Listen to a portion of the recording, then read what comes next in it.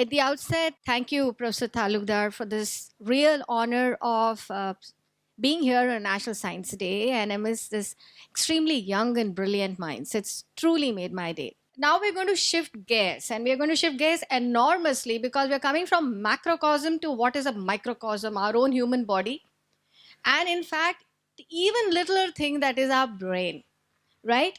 So I think till date, we don't have a computer which is bigger than our own brain, right? This is one supercomputer which no one could really simulate till now. So if I'm standing right here, addressing you, looking at you, talking to you, listening to you, if I'm planning, I have a memory, I have a strategy, what to do next, it's all because my brain is giving the signals, whether right or wrong. So if the brain doesn't give you any signals, your body freezes. And if the brain dies, the body dies. So the concept of a brain death is that even if the heart keeps beating and the brain is dead, one is equal to being dead, right? So I'm going to take you to a very short journey of what our brain is all about. And probably the commonest cause of a brain problem and what we can do to keep it a little bit healthy and have a functional life. This is going to apply to all of us, young, old, whatever, rich, poor, whatever, okay? When we're talking about the brain, each and every part, a minuscule area of the brain is controlling something.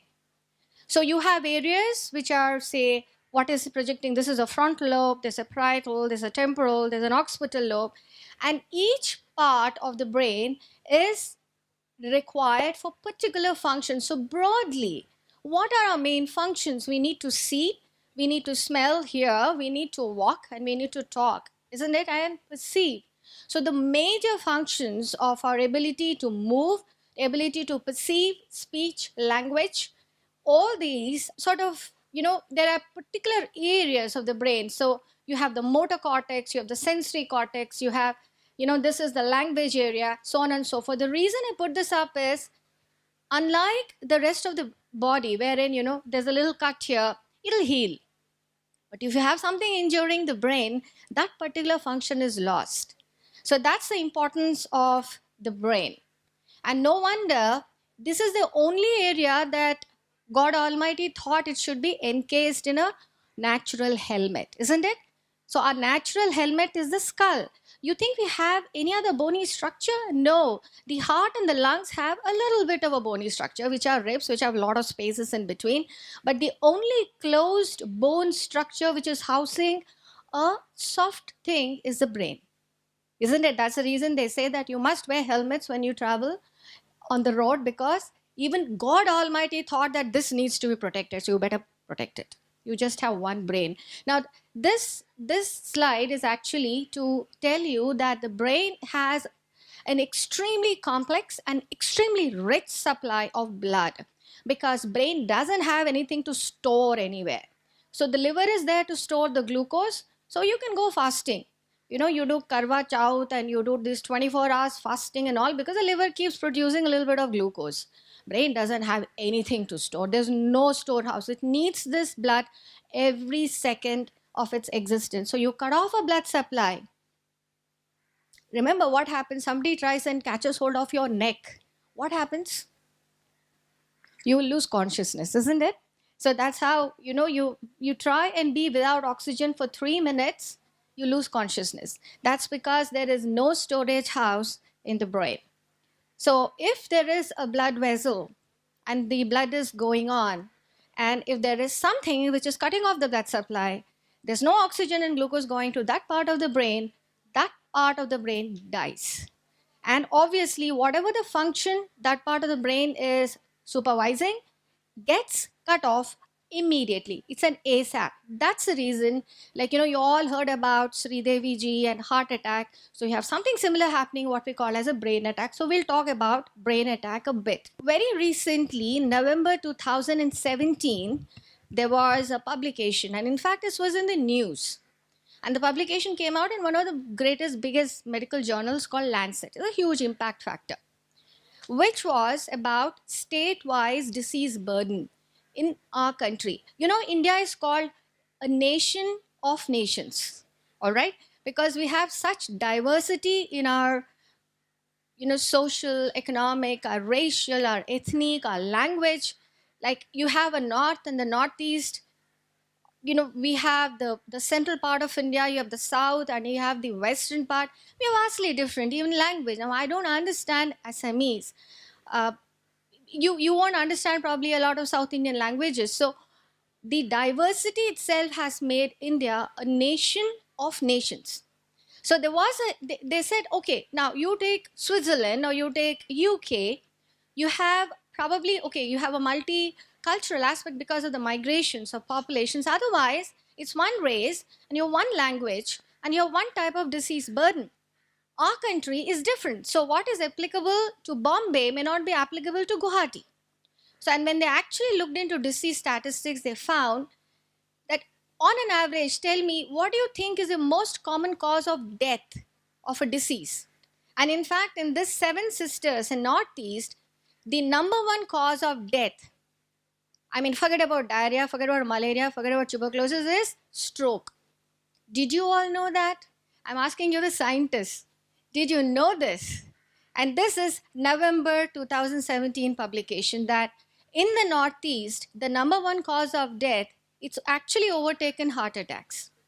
And when you divide the rest of the country into economically empowered or the economic transition zones, where Northeast is still in the, the lower half, but making a great progress, especially Assam has done a great progress. So the last, I think, 5 years, is that the number one cause of death is heart attack, rest of the country.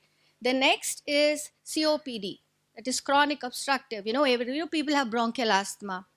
The number 3 is heart, this brain attack or strokes. And then, of course, you have maternal child health problems, you have diarrhea, you still have infections, you have all those things. So India seems to have a double whammy. So you have these infections, you also have these things. So we should know about brain attacks. The other thing, like as I speak, when I say one stroke every 40 seconds, one stroke every 4 minutes, now this is changed. That as I'm speaking, that 20 seconds, someone in India is having a stroke. Every 2 minutes, someone is dying of a stroke. We should all be aware of that. Correct? Now, the other thing is that strokes are not happening to people who are just 60 years, 70 years, 80 years old. Strokes are happening to young people. So, in fact, we have our own publications which say that less than 40 years, 30 years, 25 years, people are dying of a brain attack. So it's not, there are pediatric strokes, which are a different thing, but don't think the stroke is only happening to someone who is old. And this is our publication. And now stroke as such is when, one, the blood vessel is ruptured, so there is bleeding. Okay, in the brain, or the blood vessel is clotted, there is no blood supply, what we call as an ischemic stroke. Dhirubhai Ambani died of a stroke. Now, he's the richest guy, but he had a brain attack where the blood vessel blocked. But it was a massive stroke. A huge blood vessel which passes through the neck area, which is what we call as carotid artery. One carotid was cut off, so he was dead, in spite of being the richest guy in the world. And he could go anywhere where he could take him. But then brain doesn't give you that time. That's the problem. So the warning signs, when do you think you can have a brain attack? So I told you, each and every part of the brain subserves a certain function. The blood supply is cut off, that part of the brain dies. So there's a sudden lack of that function. So sudden weakness, that everybody knows, isn't it? Suddenly there is haath pair mein, there is no power. Lakwa, pakshagat, whatever you call that. Or there's a sudden loss of speech. There's one which is going on a YouTube, it's gone viral, about someone, a bank manager who was giving a farewell speech. He slurs and he falls down. This has gone viral. It was a massive brain attack. Sudden loss of vision. So sudden loss of whatever function you can think of. When there is a suddenness of loss of a function, even extremely severe headache where there is, nothing like what you have. Otherwise, headache is a commonest complaint that people have. but a sudden severe headache which you've never experienced before. So remember that suddenly something happens which is out of the ordinary. It could be a brain attack, and that it's an emergency. So the most important thing when we say attack is because we want to put it as an emergency. The moment there's an attack, then you respond to it in an emergent manner. That's the reason, like heart attack, we say is a brain attack. If there's a heart attack, what do you want to do? You'll run to an emergency. It's the same thing that you need to do if you suspect a brain attack. There's a whole lot of advancements which have taken place in managing a brain attack. We have all these huge gamma of investigations. How many of you heard of a CT scan? Right? Wonderful. You also heard of an MRI? Yes. So the MR actually we use a lot in our research as well. So quickly we will be able to know that if it is a brain attack, which blood vessel is blocked or it is burst, and what is the surviving area which is there. You see, what happens is when a blood vessel is blocked, then there is an area which is probably dying very fast, and there is a whole lot of surrounding area which is dying but not dead, what we call as ischemic penumbra. Probably something, I don't know whether we have a penumbra in astronomy as well, the word. So we call that because it's an area which is from complete lack of blood supply to it goes peripherally, which is lesser and lesser jeopardized. So the trick is to salvage that area which is not dead yet, so you bring back to life. What is the core which is already dead? There we have some advances right now in the form of stem cell therapy and all. We're trying to replace dead neurons, which is probably on the horizon, maybe in the near future, but not yet available right now. Right now, we're going to stop the dying brain from being dead. So is that possible? Yes, it is possible. And this has got what we call in scientific terms a level 1 evidence. It's got a grade A recommendation. That means it's universally acceptable. It's been there since the year 1995. And this is what is being practiced. Now that's a CT machine, if somebody has seen that. And this is how the brain looks on a CT scan. Okay. So if you have, infarct is a dead brain, and the dead brain looks dark. All right. And this is a clot busting drug which we use. So let's start off with case studies. Okay. So you just imagine there's a 50-year-old man. He's a businessman and he is living in Guwahati. Say, when I talk in Delhi, I'll say that he's staying in Delhi. Now, he had a brain attack. Okay. He was sitting in his breakfast table. Suddenly he stopped talking. There was a deviation of the face, and his right hand and leg just slumped. He fell down. So the family knew, oh, this is a brain attack, lifted him, rushed to the, say, GNRC. Okay, in 30 minutes, they reached GNRC. GNRC has a well-oiled machinery, so they could identify. They did a CT scan. They found that it's not a bleed. It is a blood vessel which is clotted. So you have to unblock the vessel, isn't it? Simple. There's no rocket science. A vessel is blocked. You unblock it ASAP. So they gave the drug, what we call as a clot busting agent, which is a thrombolytic drug, and he improved in 40. So when we say door to needle time is the moment they come to emergency to the injection of that clot lysing drug. He received it, he improved in 48 hours, and he was fully independent. 1 month later, he's just as good as he's never had a thing before. Now that's a success story, correct? But you also have another kind of case studies where you are 45-year-old. Again, the reason I'm putting up 45 and 50 years is because that's the common age now we are seeing all these strokes. So you have a shopkeeper. Now say that this guy is, say about 50 kilometers away from Guwahati. He's had a same thing. Now he doesn't have, I don't know, do you have ambulance service 108 which works here? Excellent. So Delhi doesn't have it. So we have probably, he had to take a local taxi, went to district hospital.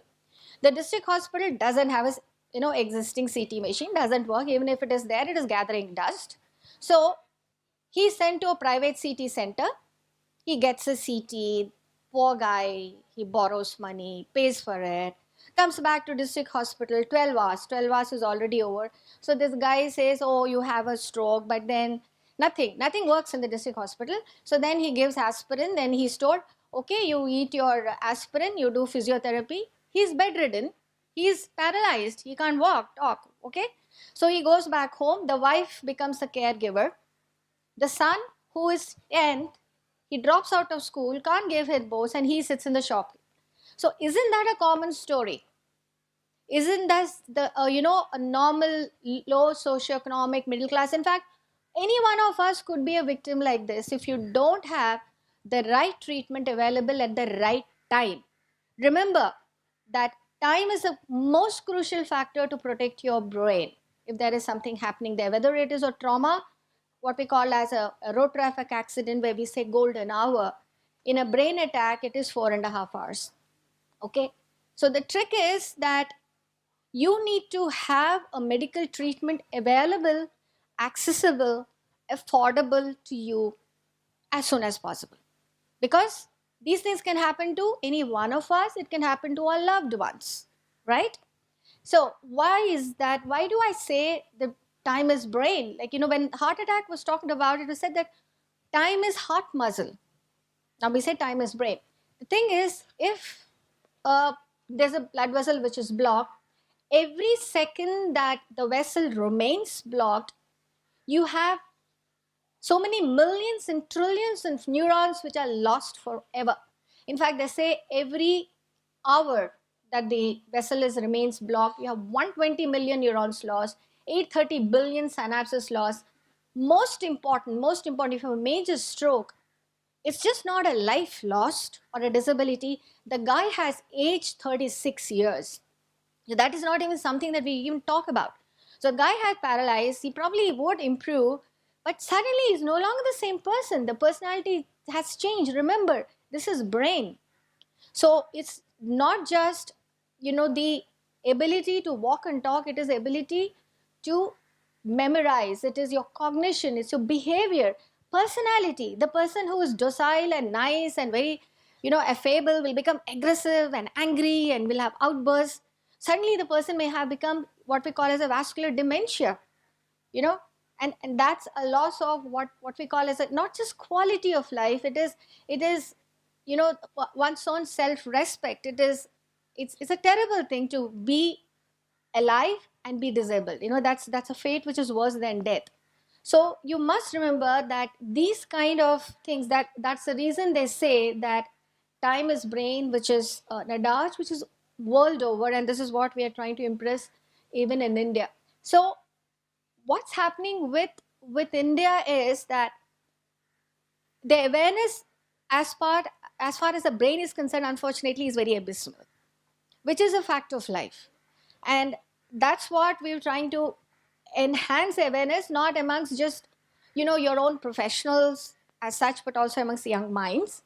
And of course, we also have to have a public-sponsored healthcare delivery systems. Now, I was talking to the driver today when he was bringing me from the airport. And I asked him, okay, if you have a medical problem, where will you go? So he rattled off a series of private hospitals. So I said, you need to pay for this. So I said, what about your public sector hospital? Then he paused, thought over, and then he said, yeah, we have a GMC. So then I said, then I probed further. Then he said, what about your district hospital? Then said, pata nahi ma'am. So then when I was coming into your institute, I saw one primary health center board, which looked like a cattle shed.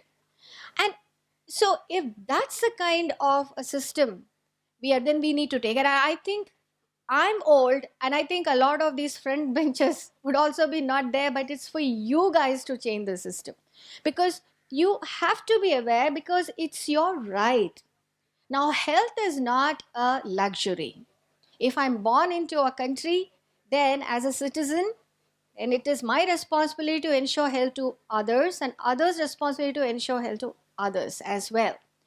Health is my birthright, isn't it? And it should be affordable, accessible to everybody, irrespective of social, economic, geographic barriers across the country. Am I right or not? Right? So it cannot be that if I have money, then I will go to GNRC, I will go to Narayan, whatever that place is, or some other 7 stars, Kokilaben in Mumbai. It should be accessible to whoever is born in this state. Who's going to take up medicine? There are a lot of school children here. Everybody's, so enamored by Professor Saki that everybody's going to take up astronomy. I know. Who's going to take up medicine? Tell me. Is there anyone who wants to take up medicine? Not a single hand up. Can you believe this? So I shouldn't have followed you, really. So the guidelines that should be there for healthcare delivery system for this country, and especially for the brain attack, is, you know how many neurologists are there? I'm a neurologist, I'm a neurophysician. We have a 1.2 billion population, right? And we have actually 2,000 neurologists for this whole country. 1.2 billion and 2,000 neurologists. What a wonderful ratio, isn't it? And most of them are clustered in metros. So Delhi may be having 200 neurologists. The entire Assam won't have 200 neurologists. Okay? So will the brain attack be tackled only by a neurologist? Obviously not, isn't it? It's a no-brainer. It's such a stupid question. So just like if it's an emergency like a heart attack, then you think only cardiologist will treat it? A physician would treat it, an emergency doctor would treat it. Similarly, brain attack will also be treated by an emergency person because it's an emergency.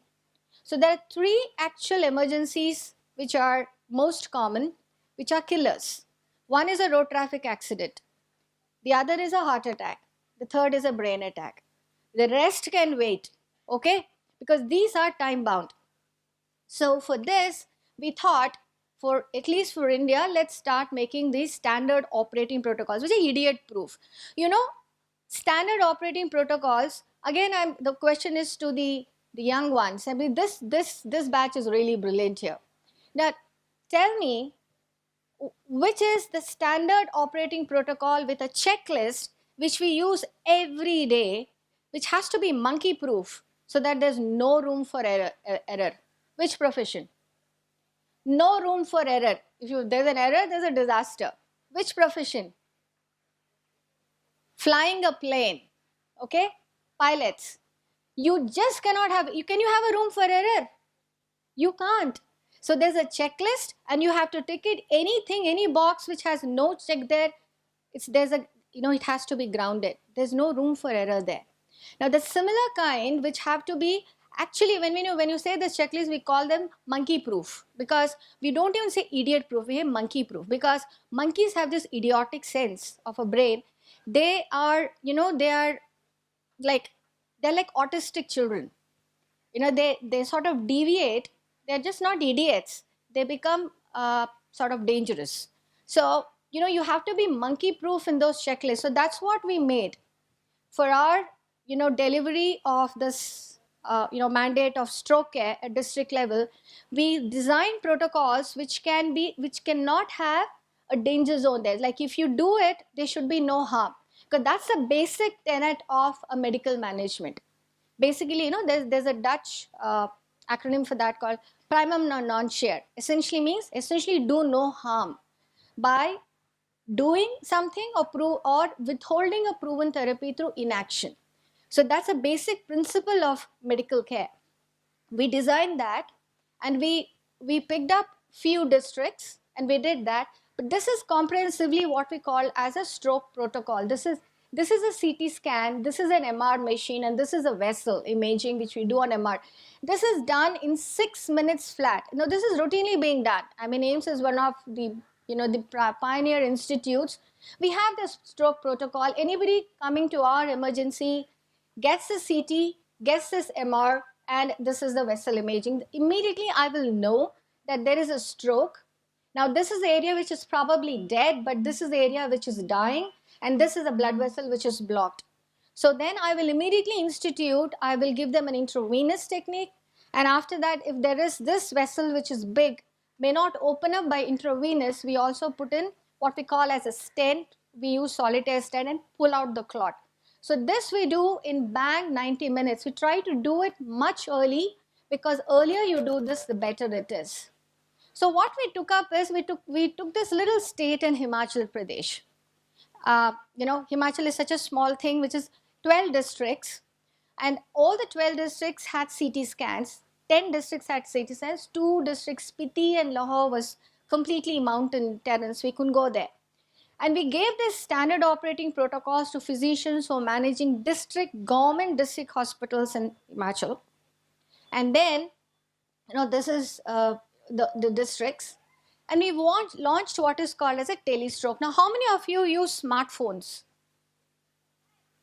Everybody, right. So, and how many of you have WhatsApp? Everybody. So, we used that. So, we thought, okay, let's have a low cost module. People have smartphones, even a rickshaw puller. Very funnily, yesterday my resident came and said to sign off a free form for an MRI. We have this scheme. If you think the patient is poor, we just write free. This guy came running. This was at 7 in the evening, and I was just closing the office. Then he came running and he said, isko free karana hai. And his iPhone was beeping. So I told him, okay, I'm signing it, but when you go deposit, please don't take your iPhone along with it. Because, okay, that's how it is. So what we did, we launched this thing called telestroke, wherein the district hospital, the casualty medical officers have been given a little training, given the standard operating protocols, a checklist. So it's been like, blood pressure is this, blood sugar is this, his NIHS score is this. Therefore, and then they transmit the CT, the plain CT, to few neurologists. I was part of when we actually got this thing done. They transmit by WhatsApp. And I look at the CT scan, and the other neurologists in the group look at the CT scan. We look at the checklist by WhatsApp and tell them, okay, you go ahead and give the clot lysing drug.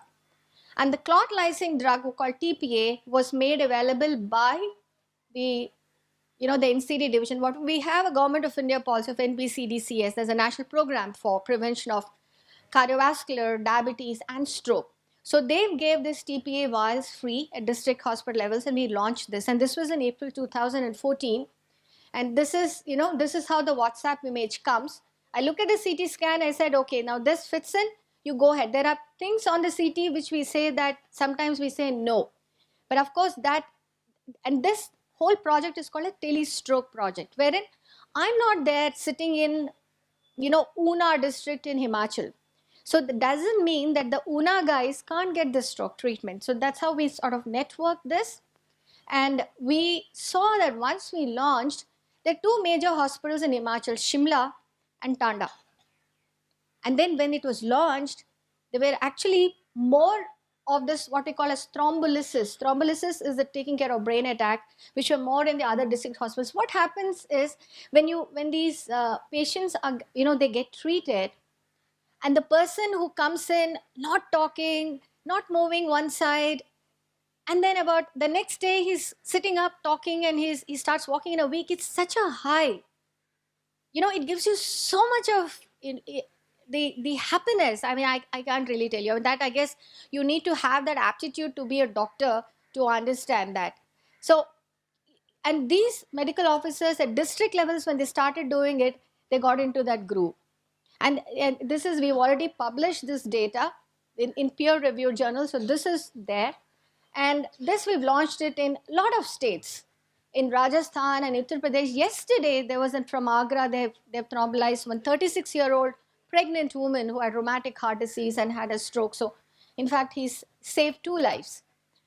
So, okay, that's about acute care. I mean, a lot of glamour there. You're giving clot lysing drug, and within minutes you have to do it, and the guy is fine. But a lot of them don't, isn't it? It is still difficult to reach a place in time. So, let's look at this study. A 53-year-old laborer had this left side paralyzed. He improved. All strokes improve. They may improve 5%, they'll improve 100% depending on what you have done. So what happens generally? They smoke like chimneys, BDs, and then they have blood pressure. Some have diabetes. We'll come to the risk factors.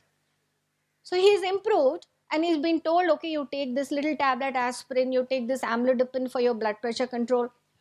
What people do in India especially, the moment BP is normal, they stop the drug. Why? Because somebody said, ये तो बहुत गरम दवा है, नुकसान करेगा, क्यों खा रहे हो, बीपी तो ठीक हो गई, isn't it? Very common. So he stopped the drug. So he had a massive stroke the next time and then he never recovered.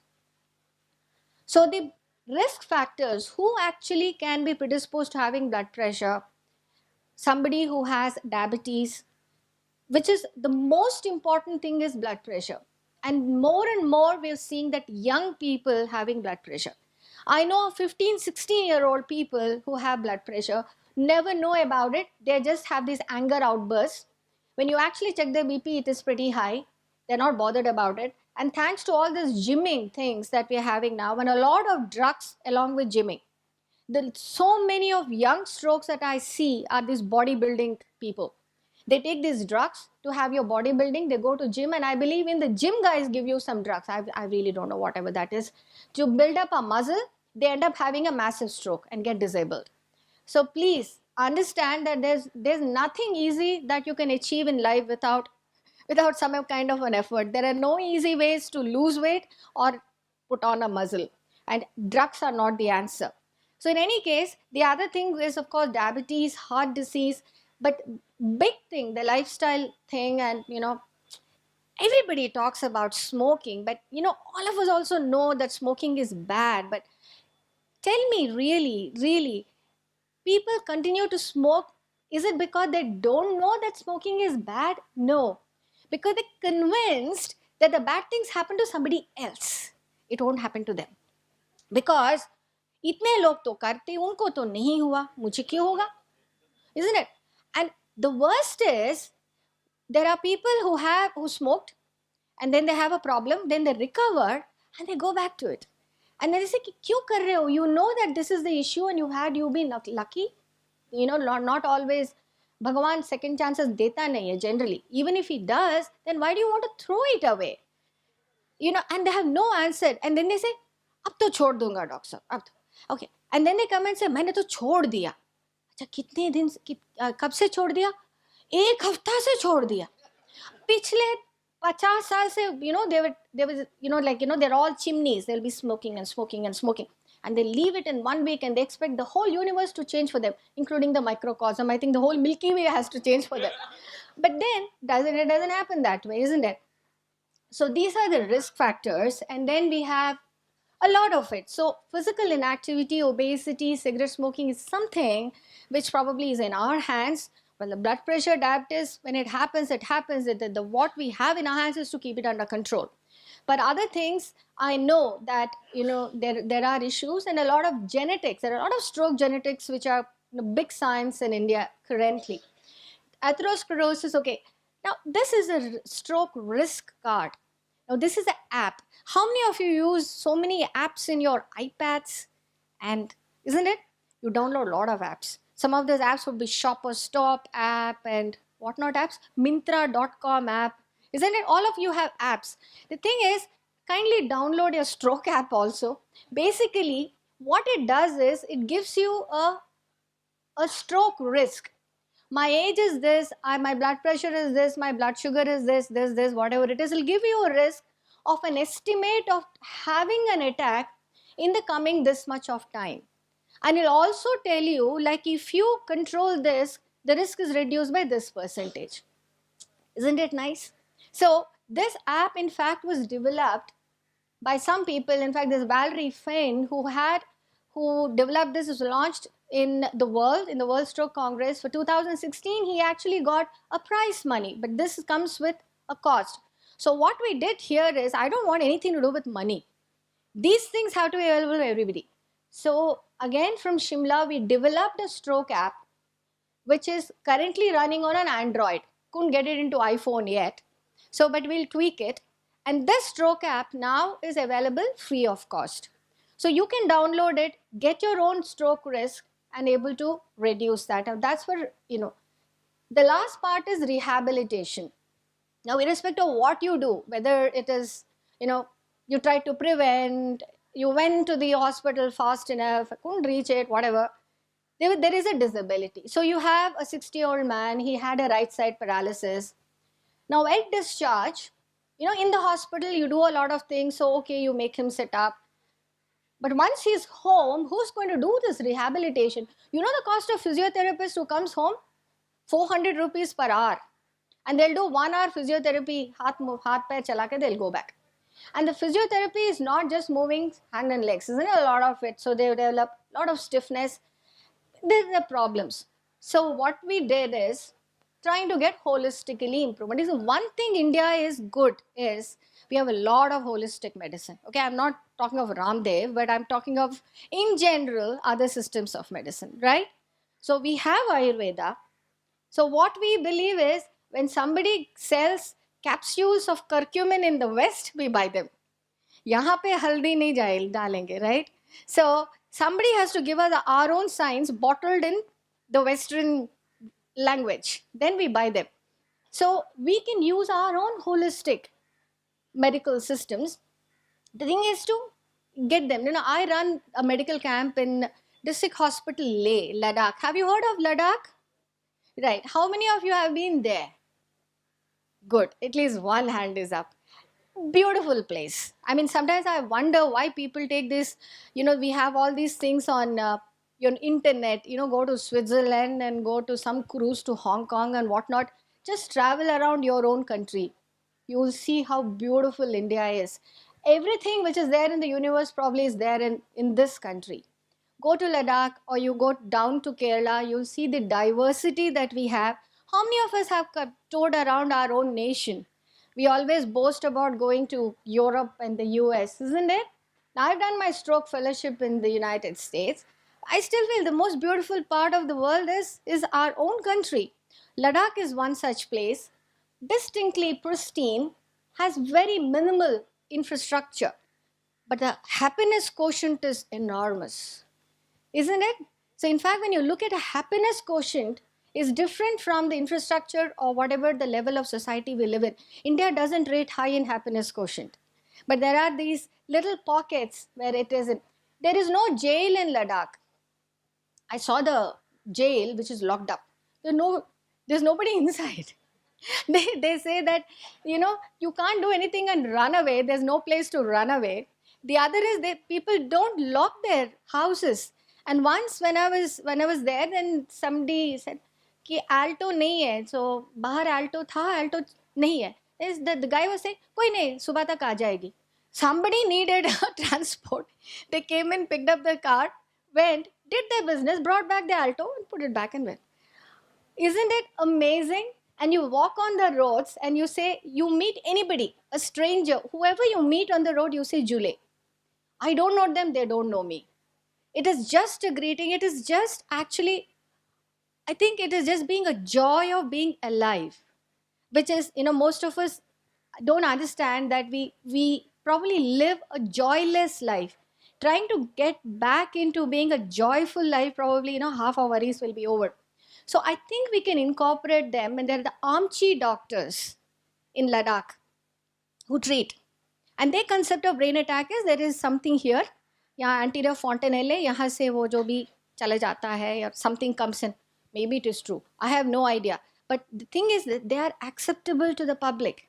I go tell them, people don't listen. Sometimes I feel I should wear saffron robes, sit there, and then preach. Then they will listen to me.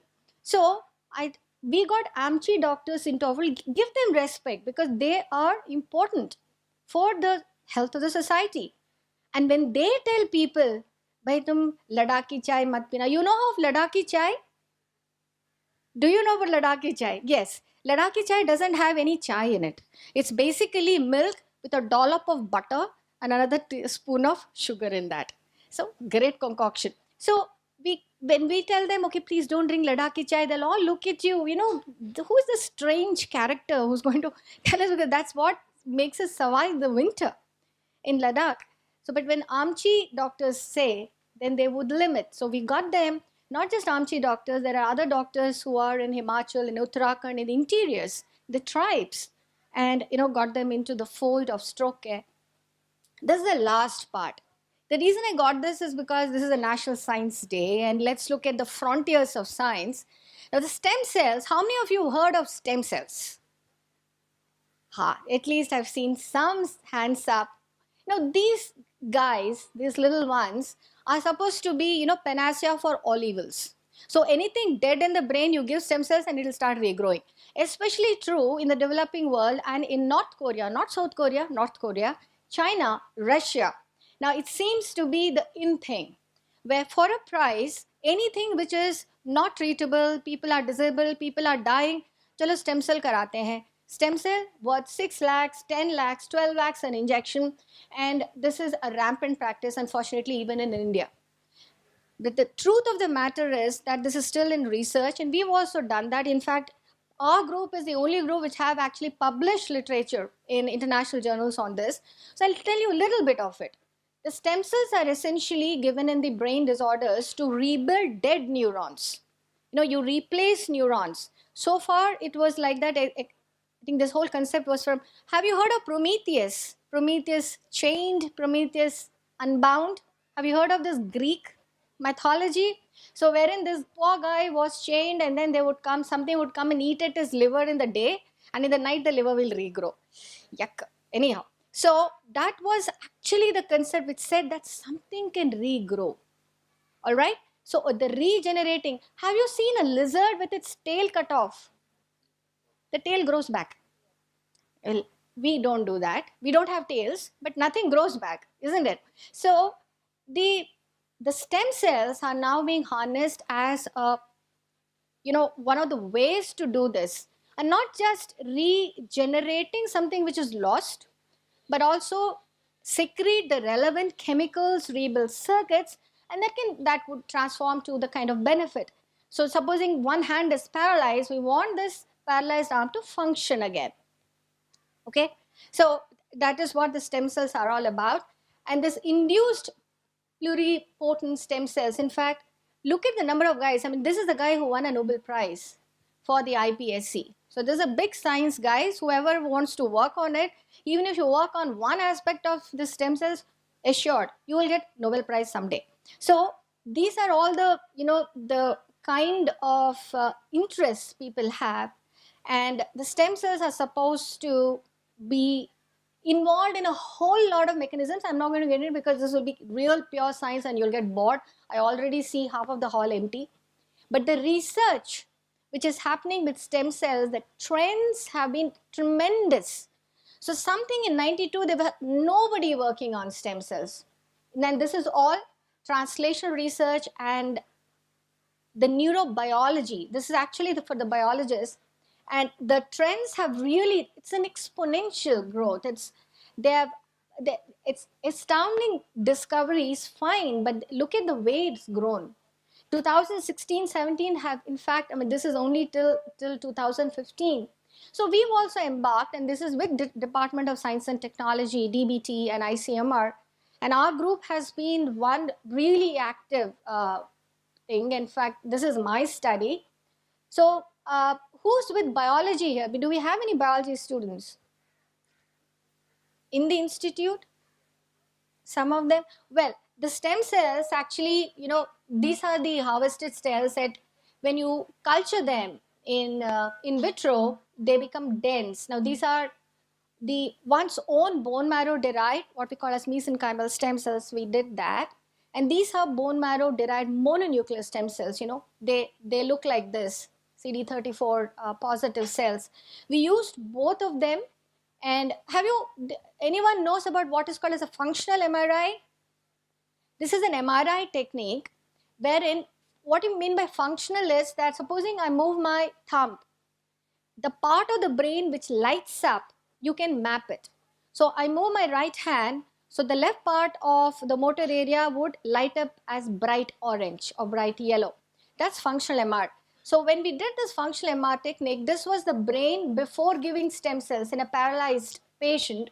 And this was the MR after giving stem cells, which we see far more active. There's a lot of areas of the brain which are active. This is just a visual impression of and this is what we call as diffusion tensor imaging, which we actually map out the tracks of the, there's a longitudinal, they are anterior, posterior. This is the area which is damaged. And this is the normal tract, and this tract sort of grows back. So this we've seen, and we've had a lot of publications. as regards the stem cells infusion in patients with stroke. And but there are a lot of questions which are, unanswered, as what cells and which patients, route and time and long-term outcome, adverse events. If any biologist actually is able to answer any of these questions, really, I can give to you in writing, you're assured a Nobel Prize, because these are absolutely very, very important questions. So currently it is a hype. I will not say that there is something which is absolutely proven, but the take home message should be, don't become guinea pigs, and in the sense that don't go and spend money into these private places where they're offering stem cells as a panacea. Growth factors is another one which there's a lot of talk about it, how to recover a dying or a dead brain. And then we have what is called as a transcranial magnetic stimulation. There's a lot of machines now which are now available, which are non-invasive. Like, you are trying to stimulate the brain by putting something, like this is a magnetic coil. So you just juxtapose, you're not even putting it on the skull, and you send the magnetic waves inside the brain, stimulating certain areas which would sort of force a dead area to start regenerating, or it would actually force a paralyzed arm to start moving. Simplistically term, putting it, this is how I would say that, but that's, as I say, it's a very simplistic way of putting it. So we've done a lot of trials. We have ongoing TMS program, and we're actually using in our disabled stroke patients. But then, what has found is that most of these studies, a lot of science is first done on poor little rats and mice, isn't it? What we call as animal. Do you have animal experiments here? Yes. So we use little mice, we use rats, then we use rabbits, and then use monkeys. Of course, there are problems. I mean, there are a lot of restrictions too. But what is proven in mice doesn't always translate to human beings, isn't it? Why? Because the rat doesn't smoke. The rat doesn't eat pizza. Maybe it does if you give them, but whatever. Doesn't have access. So the rat doesn't have this chronic hypertension, obesity, isn't a lack of exercise, metabolic syndromes. So you take a guy who is 60 plus, who smokes and drinks and is diabetic, hypertensive, and then you take a little, all the stroke experiments are on young mice. They're 14-day-old mice, they're little mice, and then you just block their middle cerebral artery, and you expect what works in mice to work in human beings. It doesn't. So it never did. So there are a whole lot of interspecies variations, and one of the STAIR recommendations have actually come as to how to extrapolate the animal experiments to human beings. So there's a long way off, but then we're getting somewhere there. And then robotics is the last one, which have come into what we call as machine assisted recovery after stroke. And we've also started it with Delhi, with IIT Delhi is our collaborator. We're using our exoskeletons. We call them robotic exoskeletons. So there is a paralyzed arm. We get an exoskeleton put in here, which would help. Now, these are available. In fact, if you go to, there is a famous 7-star hospital called Kokilaben in Mumbai. So that's for rehabilitation. They have these. The arm is available for a cost, exorbitant cost. I mean, I don't think any one of us, so I don't think we can afford it. So that kind of a system is there. But then again, our principle is no high cost thing, isn't it? So we developing this robotic exoskeleton for a paralyzed arm with Delhi IIT, and it's almost there. So then even if it gets patented, it would be for much less cost, which would also help in movement. And so with this exoskeleton, you will be able to pick up stuff and do the basic functions. So that's what machines assisting recovery after stroke, in fact, can be applicable even after head injury.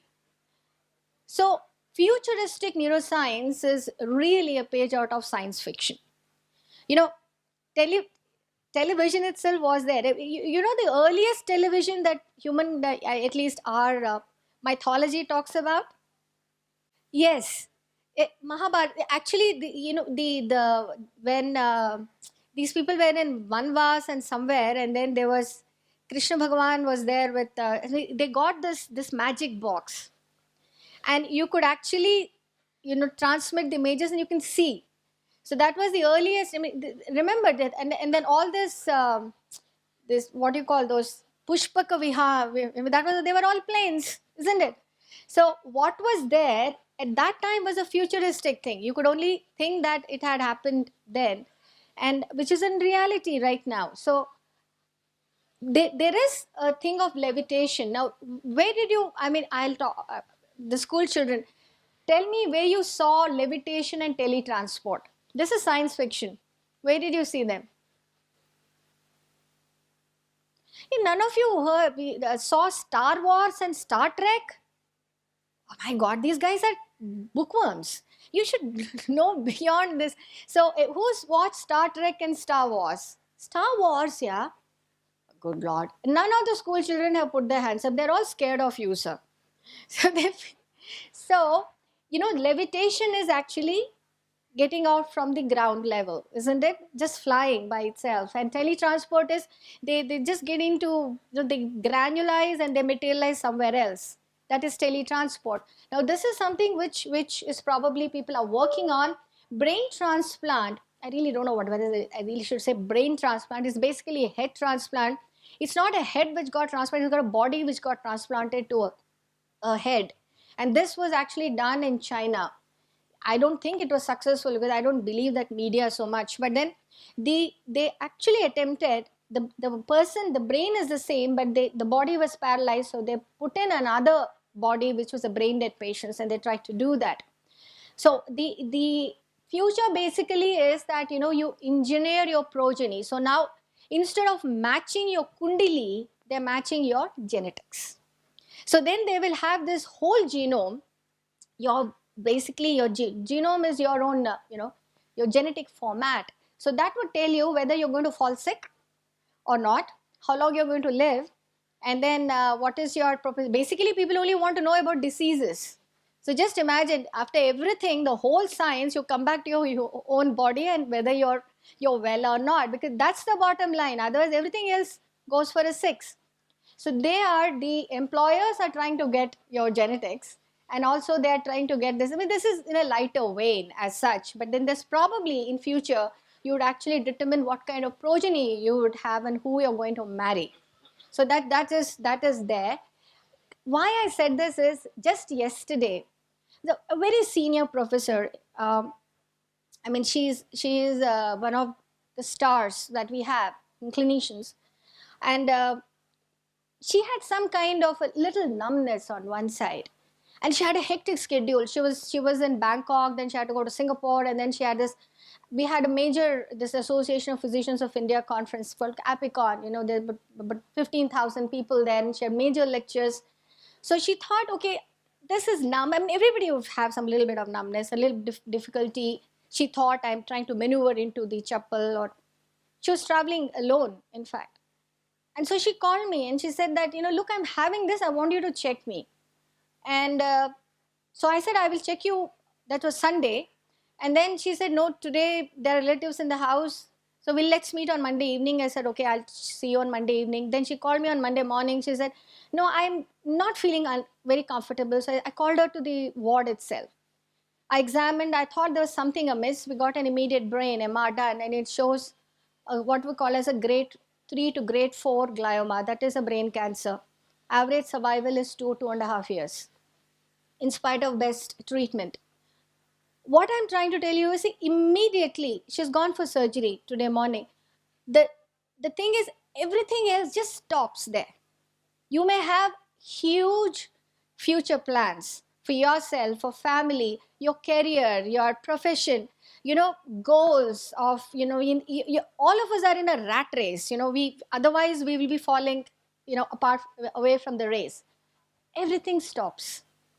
In one split second, the universe has changed, isn't it? So it's just that, things may happen in spite of our best efforts. But then don't lose out of ignorance, or being, lackadaisical, or being foolish about the whole thing, thinking that it will happen to someone else. And that's the biggest thing that we have. So in fact, we are trying to marriage different systems. Like, you have computational mathematics and quantum mechanics into biology. Can you believe this? So you have mathematicians, you have what is called a string theory in mathematics. I mean, I don't understand this at all. In fact, I don't even know if that I know enough neurology. But when you're marrying different disciplines for a common goal, so that is where that, in fact, they say that anyone can become a genius if given enough time and efforts. Isn't that good news, students? Isn't it? So the I'm my connecticome is, in fact, they have this virtual brain which has already been developed. This is they are scientists from Paris, and they're trying to sort of decode what a brain is all about. I mean, I don't think they have been able to do that yet, but this is all there.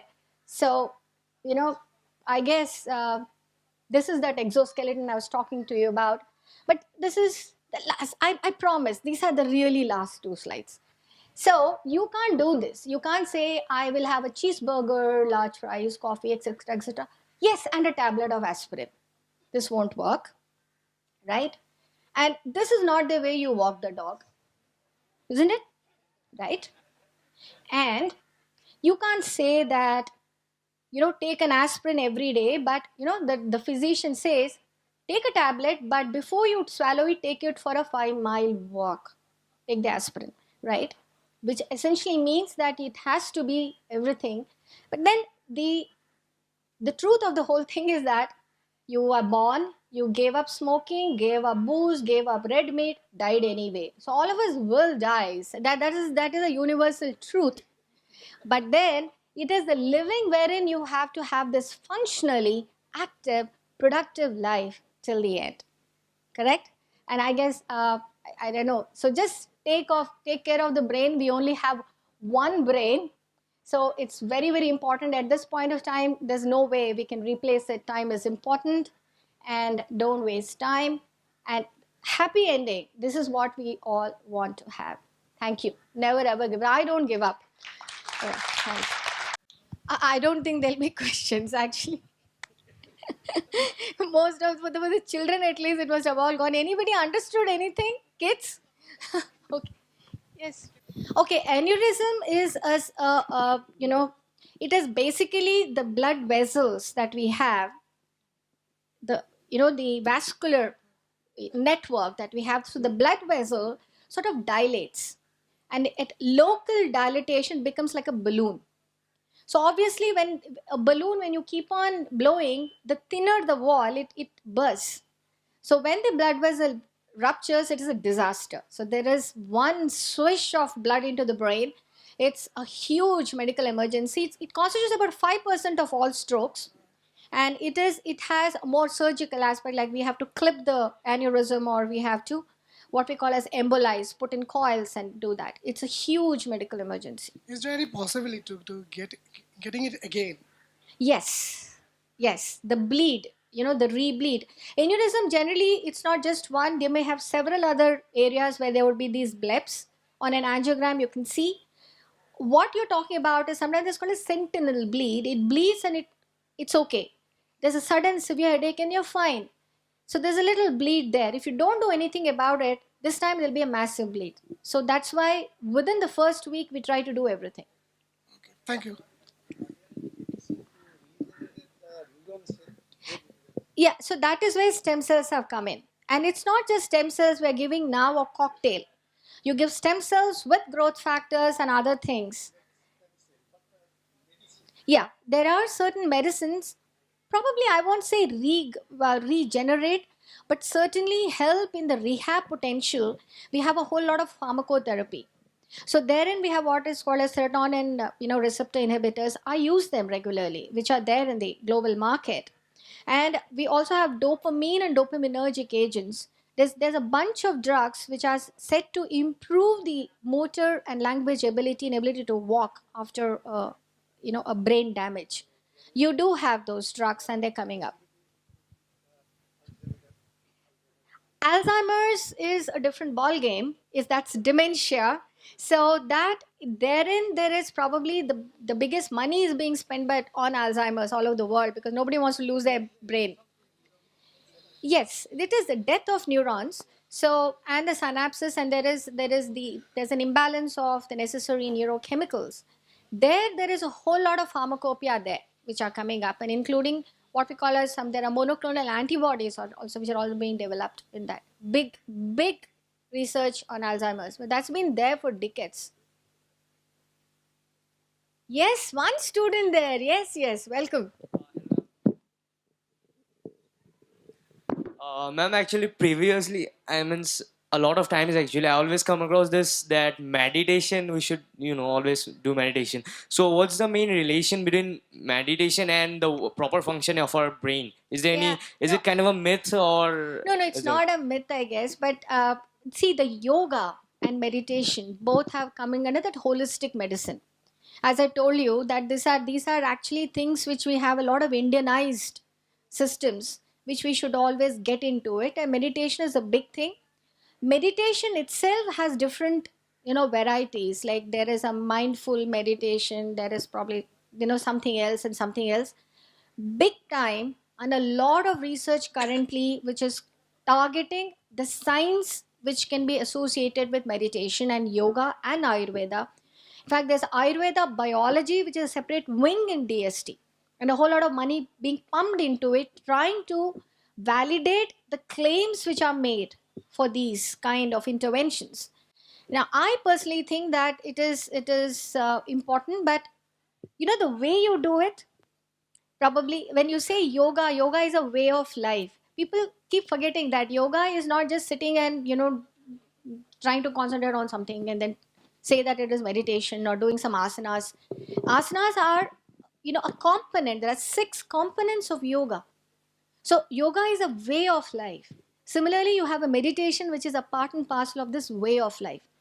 Certainly must be helping. I don't meditate. I don't have to. When I have time, I'll eat and sleep. But the thing is that I think it has a science and we're getting more validation of it. It's there. Yes, I have a girl. Ma'am, I just wanted to know what happens in the body when a person is diagnosed with the condition that Stephen Hawking had. Like the Oh, okay, okay. Now that's a motor neuron disease. This is one disease which is really a real headache for us because till as such time, till now, we were not unable to crack the code as to why this has happened and how to reverse it. There's some drugs currently which have got an FDA approval and we're using them, but it is basically chronically the motor neurons keep dying.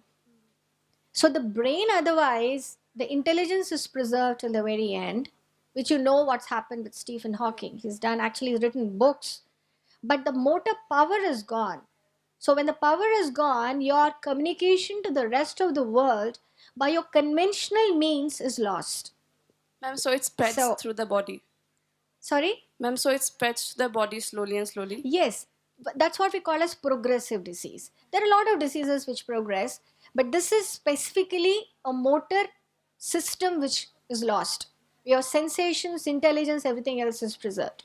So it's a paralyzed body with a sound mind.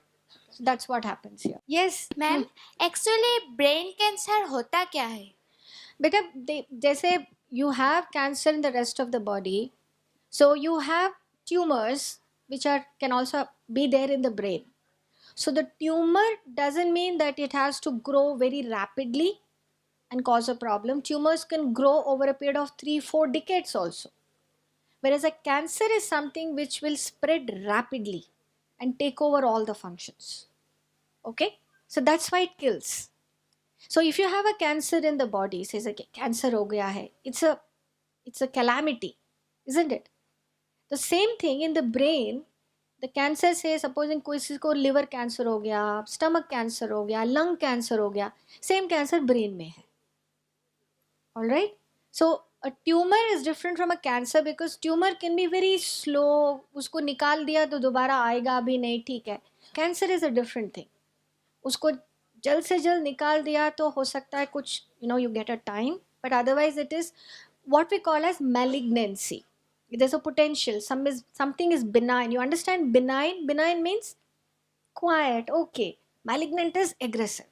So these cancers are malignant. जब एक आदमी पागल होता है तो actually इसके दिमाग में होता क्या है? ये पागलपन तो बेटा सब लोग पागल हैं, हम भी पागल हैं, तो वो अलग चीज़ है.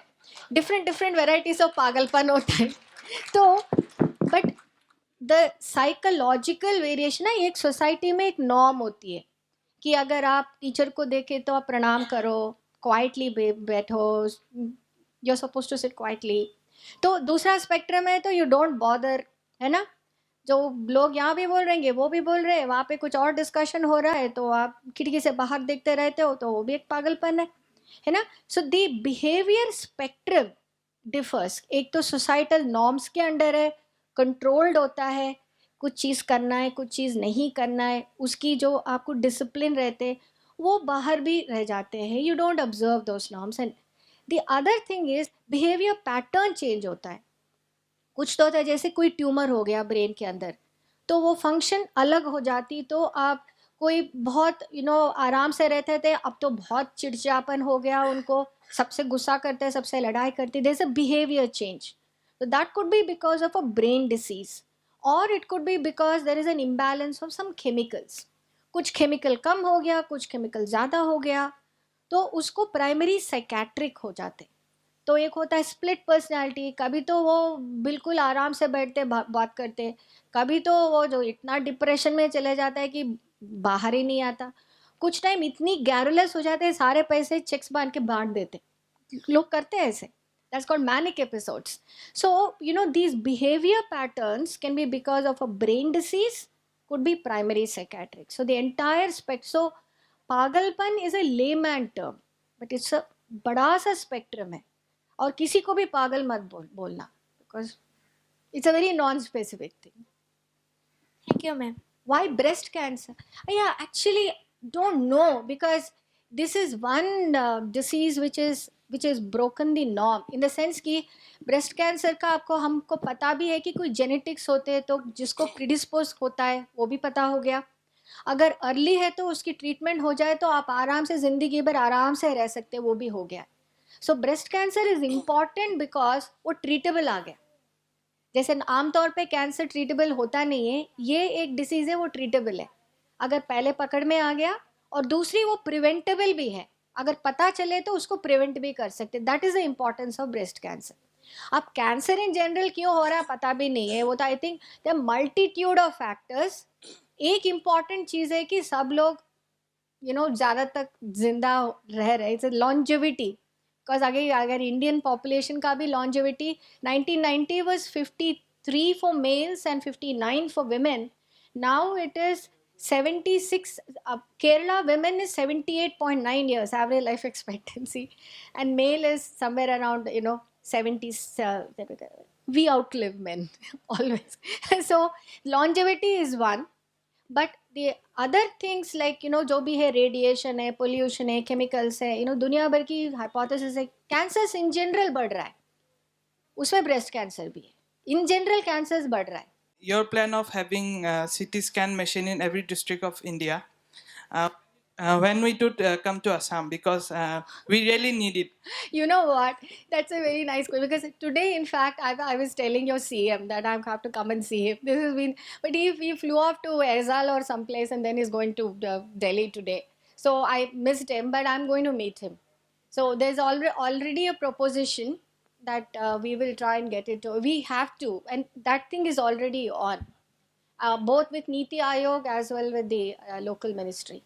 We'll try. I mean, that's the plan is that. And it's not just CT machine. I'm not interested in purchasing and installing. Something which is there should function. It is not कि आप सारे लाके white elephants खड़ा करने से कोई फायदा नहीं है. जो existing है उसको काम पे ले आए. We should, I think, change the attitude. That's more important than trying to buy things. जो available infrastructure काम पे ले आए, then get new things. That's no problem. But we'll get this program. तो एक तो बेटा आप, because stroke genetics मैंने आपको बताया था, stroke genetics is a big thing. It's actually coming up and there's huge science or a lot of data on that. But genetics पता करके कोई फायदा नहीं है, isn't it? You can't be born again somewhere else, isn't it? Yeah. So जो risk factors जो है, जो है ना कि ब्लड प्रेशर है, डायबिटीज़ है, लाइफस्टाइल का है, वो आप ना करें, कंट्रोल करें. एंड डेफिनेटली सबको मैं बताती हूँ कि 30 साल उम्र के बाद एक बार तो ब्लड प्रेशर चेक कर लो, एक ब्लड शुगर चेक कर लो. अगर ब्लड प्रेशर हाई है तो उसकी दवाई ले ले. And don't stop medicines till you actually somebody comes and your physician says don't take, which they never say. They say कम ज़्यादा यही होता है. Same thing for blood sugar. So I think the trick is to detect it fast. So don't wait till things happen. आप 30 year से ही कर लेना, 6 महीने में, 1 साल में एक बार आप चेक कर लो. एंड अगर आया है तो कंट्रोल रखें एंड अपने आप don't decide everything and maintain a healthy lifestyle. You can avoid it.